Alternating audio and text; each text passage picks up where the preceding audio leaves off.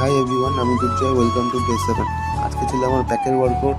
প্রথমে লাগিয়ে ল্যাট pull down. এই মেশিনটা আমি বেশি প্রেফার করি কারণ এতে আমি বেটার স্ট্রেচ পাই। নেক্সট ওয়ার্কআউট আমি করেছিলাম একদম স্লোলিভাবে বেন্ট ওভার রোয়িং।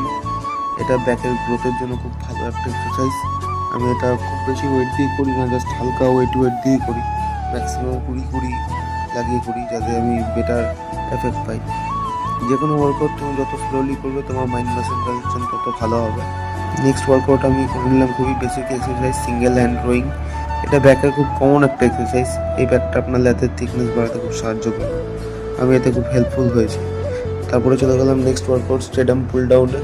স্টেডিয়াম পুল ডাউনও আমি স্লোলি মুভমেন্ট করেছি এবং হালকা ওয়েট দিয়ে করেছি যাতে ব্যাকে বেসাল কন্ট্রাকশন পাই। আমি ম্যাক্সিমাম এক্সারসাইজ করার সময় চোখটা বন্ধ করে দিই। আমি এতে মাইন্ড মাসেল কানেকশনটা ভালো হয়।